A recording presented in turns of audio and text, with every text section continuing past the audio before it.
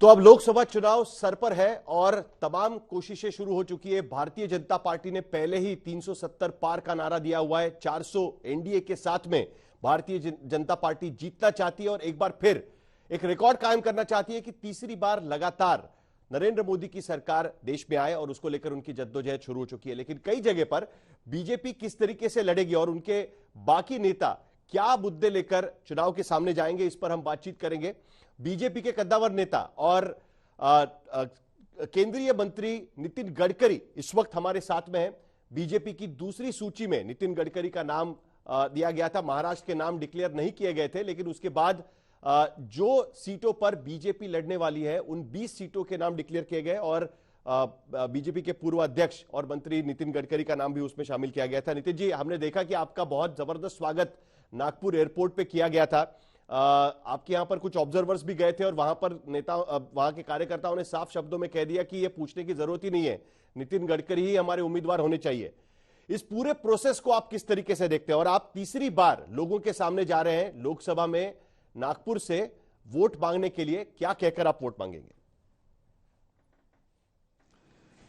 देखो, पहली बात तो ऐसे कि हमारे पार्टी एक लोकतांत्रिक पार्टी है और उसकी निर्णय प्रक्रिया की अपनी आप में एक पद्धति है। कोई भी कितना भी बड़ा कैंडिडेट हो, उसके कॉन्स्टिट्यूंसी में हमारे निरीक्षक जाते हैं, कार्यकर्ताओं से, वहाँ के लोक प्रतिनिधियों से बातचीत करते हैं और उनका सेंस लेने के बाद इसका रिपोर्ट पार्टी के पदाधिकारी को करते हैं। उस सिस्टम के साथ हर जगह वो किया गया। हमारे यहाँ भी निरीक्षक आए थे और उन्होंने सबसे बात किया और अपना रिपोर्ट उन्होंने पदाधिकारियों को दिया है।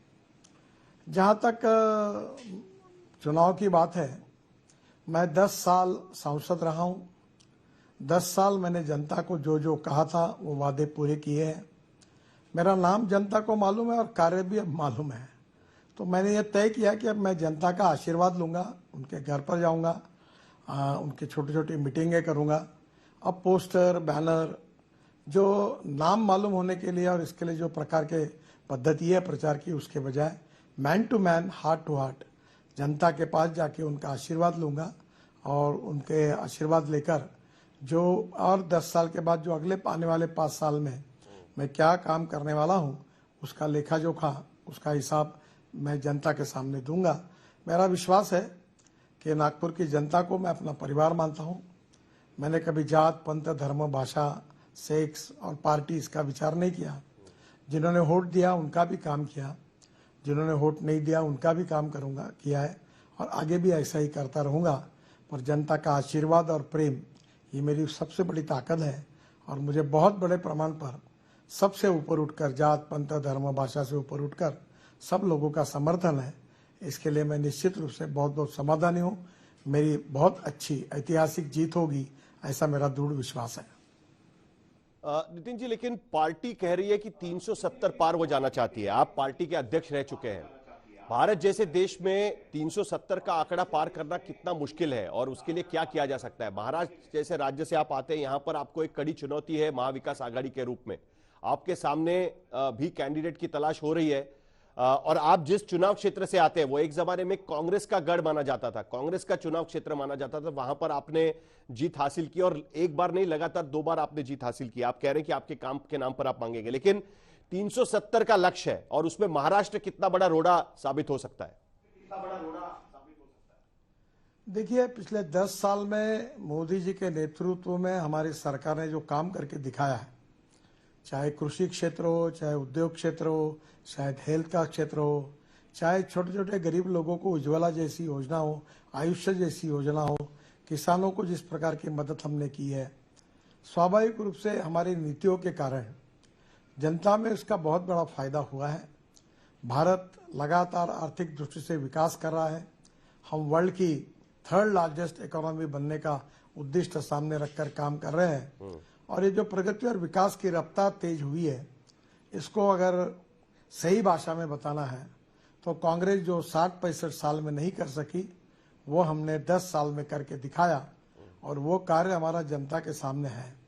चाहे किसी भी क्षेत्र में आप जाइए, इंफ्रास्ट्रक्चर में जाइए, मेट्रो में जाइए, हवाई जहाज, एयरपोर्ट को देखिए, हर जगह पर सब क्षेत्र में जो विकास हुआ है, प्रगति हुई है और एक प्रकार से समृद्ध संपन्न भारत बना हुआ है, इसकी प्रतिक्रिया के रूप में लोग हमको निश्चित रूप से सपोर्ट करेंगे।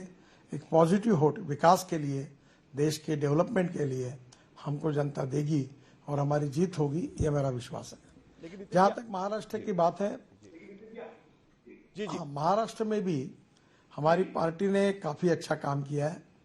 मोदी जी के नेतृत्व में महाराष्ट्र में भारत सरकार ने भी अच्छा काम किया है और हमारी अभी ट्रिपल इंजन की सरकार है और निश्चित रूप से हमारी ताकत बढ़ी है और मुझे लगता है कि इसका फायदा होकर महाराष्ट्र में भी ऐतिहासिक जीत मिलेगी, ऐसा मेरा विश्वास है। नहीं, लेकिन नितिन जी, आप मैंने इसलिए कहा कि आप पार्टी के अध्यक्ष रह चुके हैं और आपको महाराष्ट्र की राजनीति कई सालों से आपने नजदीक से देखी है। महाराष्ट्र के भी आप पार्टी के अध्यक्ष रह चुके हैं, नेशनल प्रेसिडेंट के तौर पर आपने काम किया हुआ है। आपने जो टीम सेटअप की थी बतौर राष्ट्रीय अध्यक्ष, वो आज भी पार्टी में कार्यरत है, केंद्र सरकार में मंत्री के रूप में भी कार्यरत है, जब आप अध्यक्ष बने थे उसके बाद की। लेकिन महाराष्ट्र में आपको पता है कि अरिथमेटिक की भी जरूरत है और आज की स्थिति में अरिथमेटिक के अगर हम देखें, गणित देखें, वोटों का गणित, तो आपके सामने एक बहुत बड़ी चुनौती महाविकास आघाड़ी के रूप में है। कई सर्वेज हम देख रहे हैं, मूड ऑफ द नेशन का सर्वे हमने किया था, उसमें भी ये बात साफ निकल कर आती है कि अरिथमेटिक बीजेपी और अजीत पवार और एकनाथ शिंदे के गठबंधन के थोड़ा चैलेंजिंग है आपके सामने। इस अरिथमेटिक का, गणित का सामना आप किस तरीके से कर सकते हैं, ऐसा आपको लगता है? देखिए, महाराष्ट्र का पॉलिटिक्स बहुत पोलराइज हुआ है।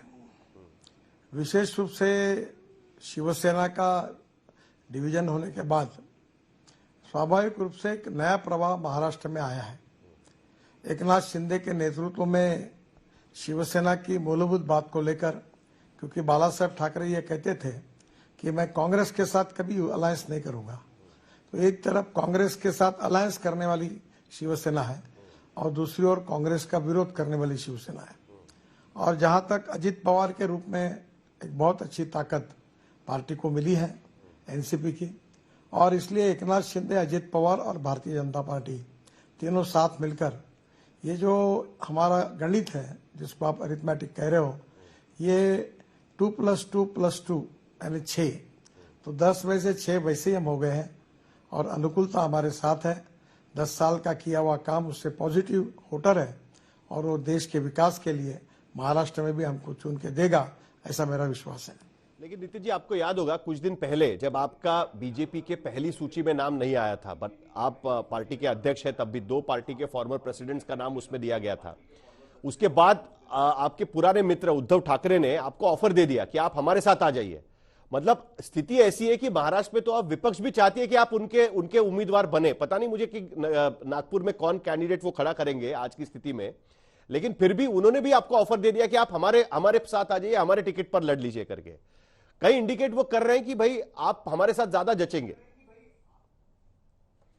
देखिए, मैं भारतीय जनता पार्टी का कार्यकर्ता हूं, संघ का स्वयंसेवक हूं और राजनीति में केवल मैं मंत्री एमपी बनने के लिए नहीं आया हूं।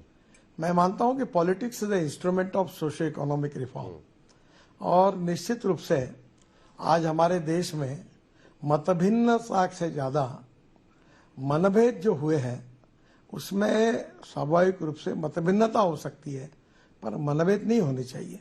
तो मेरे स्वाभाविक रूप से मेरी विचारधारा, मेरे सिद्धांत, मेरा संगठन, इसके साथ में प्रायोरिटी देकर भी सभी पार्टियों में संबंध अच्छे हैं, पर मैं भारतीय जनता पार्टी का हूं, संघ का स्वयंसेवक हूं और मैं जीवन में अपने कन्विक्शन को सर्वोपरि मानता हूं। तो मैं सवाल ही नहीं उठता कि मैं कोई और पार्टी में जाऊं। पर एक बात निश्चित है कि इस समय जो जिस प्रकार का प्रचार किया गया, महाराष्ट्र में 3 पार्टियों के साथ जो अलायंस होनी है उसमें यूनानिमिटी बनने में थोड़ा समय लगता है, तो स्वाभाविक रूप से महाराष्ट्र के पदाधिकारियों की चर्चा ही केंद्र में नहीं हो पाई। तो पद्धति है कि पहले पदाधिकारी आते हैं, अपनी बात रखते हैं, तो वो नहीं होने के कारण महाराष्ट्र की लिस्ट से मेरा नाम आया नहीं और जाहिर हुआ नहीं। तो लोगों ने इसके गलत अर्थ लगाकर, इसको जानबूझकर तोड़ मरोड़ कर उल्टे अर्थ लगाकर कोशिश की, पर मुझे लगता है कि वो बेबुनियाद है और निश्चित रूप से मैं भारतीय जनता पार्टी का कार्यकर्ता हूँ, संघ का स्वयंसेवक हूँ। मैं भारतीय जनता पार्टी के लिए काम करूंगा, भारतीय जनता पार्टी के लिए लड़ूंगा और भारतीय जनता पार्टी टिकट देती है तो पार्टी के उम्मीदवार के नीचे मैं काम करूंगा। लेकिन नितिन जी, आप इसको लोगों का आपके प्रति प्यार के तौर पर भी देख सकते हैं कि भाई आपका नाम पहले लिस्ट में आया नहीं, उम्मीद कर रहे थे कि आपका नाम आ जाए करके। इस नजर से भी आप इसको देख सकते हैं। क्या राजनीति में कोई ऐसा नहीं मान सकते आपकी उद्धव ठाकरे को सचमुच में लग रहा होगा कि नहीं, नितिन जी का नाम पहले लिस्ट में आना चाहिए था? देखिए, एक बात में मैं नसीबवान हूं कि हमारे पार्टी के बाहर भी पूरे देश में जितनी विपक्ष की पार्टियां हैं उनमें भी मेरे प्रति सद्भाव और प्रेम रखने वाले बहुत बड़े प्रमाण पर लोग हैं। इसके लिए मैं खुद को नसीबवान मानता हूं। और हमारे प्रधानमंत्री ने जी भी कहा है कि सबका साथ, सबका विकास, सबका प्रयास। तो हम राजनीति में एक दूसरे के दुश्मन नहीं है। राजनीति में सब मिलकर काम करना चाहिए। और लोकतंत्र में सत्तारूढ़ पार्टी जितनी महत्वपूर्ण होती है उतना विपक्ष भी होता है। और एक रेलवे के इंजन में दो इंजन जैसे बैलेंस होकर चलते हैं, तो उसी के आधार पर पक्ष और विपक्ष दोनों मिलकर लोकतंत्र की गाड़ी को आगे लेके जाते हैं। ये समझते हुए लोकतांत्रिक व्यवस्था को मजबूत करने के दृष्टि से हम सब लोगों ने मिलकर काम करना चाहिए, ऐसा ही मेरा मत है। देखिए, आपने राजनीति में साफ सफाई होनी चाहिए, इस बात को हमेशा ध्यान देने की कोशिश की आपने। जब आप नेता विपक्ष थे तब महाराष्ट्र में भी आपने कई मुद्दों पर सवाल उठाए थे। आप केंद्र की राजनीति में गए तब भी आपने विपक्ष में रहते हुए कई मुद्दों पर सवाल उठाए थे। आज की स्थिति में इलेक्टोरल बॉन्ड्स का मुद्दा काफी चल रहा है। आरोप लग रहे हैं कि बीजेपी को 6,000 करोड़ से ज्यादा पैसे मिले और उसमें से कई कंपनियां जो है, अभी तक हालांकि यूनिक आइडेंटिफिकेशन नंबर से पता नहीं चल पाया कि किस कंपनी ने किस पार्टी को पैसे दिए हैं, लेकिन जिन्होंने इलेक्टोरल बॉन्ड्स खरीदे थे उसमें कई कंपनियां जो है वो ईडी, सीबीआई, आईटी के रडार पर थी। क्या आपको लगता है कि एक बार फिर जो चुनाव के लिए चंदा इकट्ठा किया जाता है उस पर सवाल उठाए जा रहे हैं, उस पर एक बार फिर सवाल लग गया है? जो स्थिति आप साफ करना चाह रहे थे वो स्थिति उस तरीके से नजर नहीं आ रही है। देखिए, किसी भी पार्टी को चुनाव लड़ने के लिए पैसा लगता ही, ये सच है। पूरे दुनिया में अलग अलग देशों में इसके अलग अलग प्रकार के कानून और पद्धतियां हैं। अरुण जेटली जब वित्त मंत्री थे तो हमारी चुनाव की पद्धति को ट्रांसपेरेंट करने के लिए लोग बॉन्ड्स के रूप में पैसे ले और पॉलिटिकल पार्टी उसके ऊपर चले, इस कंसेप्ट के आधार पर उन्हें ये योजना लाई थी। स्वाभाविक रूप से सभी पार्टियों को इसकी मदद मिली है। तो मुझे लगता है कि उसके बाद जिन्होंने मदद की उनको अलग अलग बातों से जोड़ना, मैं मानता हूं कि पॉलिटिकल पार्टी को जो मदद की है उसको किसी के साथ जोड़ना उचित नहीं होगा।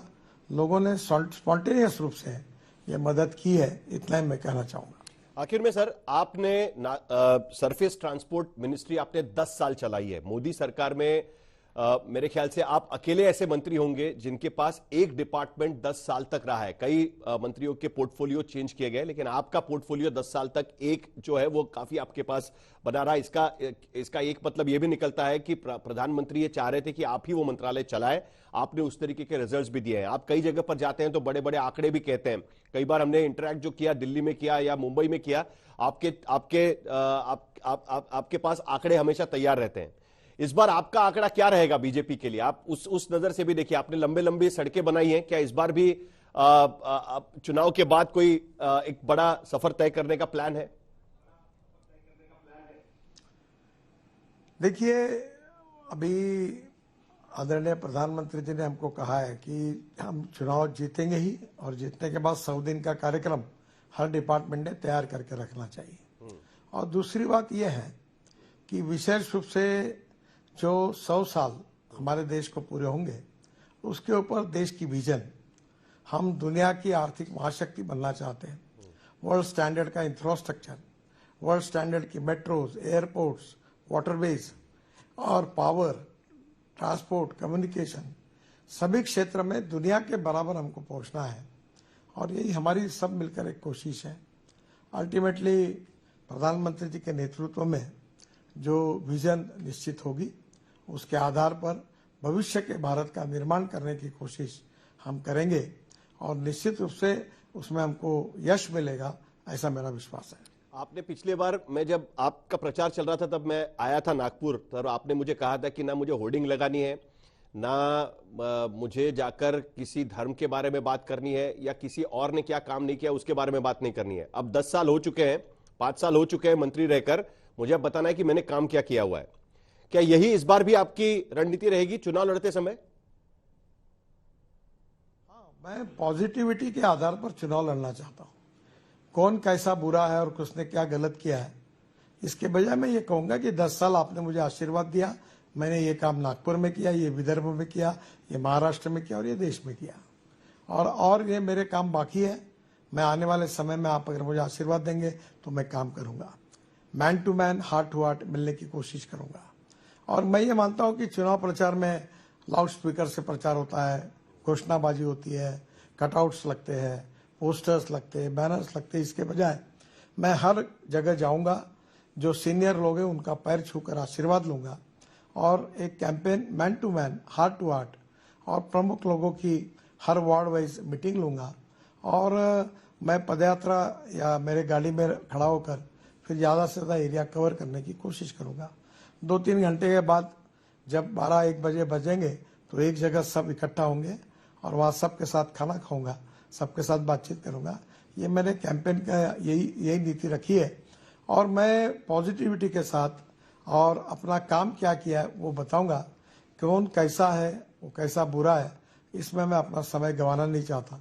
मेरे एक मित्र ने मुझे बहुत पहले बताया था 2 रेशा है, एक आपकी है और एक दूसरे की है। तो रेशा बड़ा करने के 2 मार्ग हैं, एक तो आप आपकी रेशा बड़ी करो या दूसरे की रेशा पूछने का काम करो। तो मैं अक्सर जीवन में इस फिलॉसफी को स्वीकार करता हूँ कि मैं अपनी रेशा बड़ी करने की कोशिश करूंगा। इसी आधार पर मेरा कैंपेन है। इसमें अहंकार, एरोगेंस ये नहीं है। जो मैं कह रहा हूं उसके पीछे सादगीपूर्ण, नम्रतापूर्वक मैं house to house, man to man लोगों को मिलूंगा, अपनी बात रखूंगा। फिर जो टेलीफोन नंबर पर यूट्यूब और बाकी चैनल का उपयोग करके मैं अपने किए हुए काम की फिल्में लोगों तक पहुंचाऊंगा ताकि मेरा काम उनके पास पहुंचे। लेकिन फिर भी सर, आपको महाराष्ट्र में अशोक चव्हाण के साथ में कंधे से कंधा मिलाकर शायद प्रचार करना पड़े, अजीत पवार के साथ में आपको कंधे से कंधा मिलाकर प्रचार करना पड़े, जो एक जमाने में आपके धुर विरोधी थे, आपने उनके खिलाफ कई बड़े बड़े आरोप लगाए थे, आज उनके साथ में आपको प्रचार करना पड़ेगा। ये भी तो रियलिटी है। लोगों को ये आप किस तरीके से समझाएंगे? देखो, politics is a game of compulsions, limitations and contradictions. और ये कभी कभी पार्टियां बढ़ती है, टूटती है, लोग आते हैं जाते हैं, तो मुझे उसमें कोई आपत्ति नहीं लगती। कुछ नए लोग हमारे पार्टी के विचारों के आधार पर उसको मान्य करके हमारे साथ आते हैं, तो हमने जोड़ने की राजनीति की है। तो ये तो सब मेरे मित्र भी रहे हैं, मेरे संबंध भी हैं और उनके साथ मिलकर काम करने में मुझे कोई दिक्कत नहीं लगती। नितिन जी, बहुत बहुत शुक्रिया, आपने हमसे बात की इसके लिए। तीसरी बार आप नागपुर के वोटरों के सामने जाएंगे और वोट मांगेंगे। आपका कैंपेन किस तरीके से होगा वो हमें देखना होगा, क्योंकि आपने वादा किया है कि इस बार नो होल्डिंग बाजी, कोई भी लाउड स्पीकर नहीं लगाएंगे, आप सीधे जाके जनता से बातचीत करने की कोशिश करेंगे। आपका कैंपेन देखने में मजा आएगा। बहुत बहुत शुक्रिया सर, आपने हमसे बात की इसके लिए।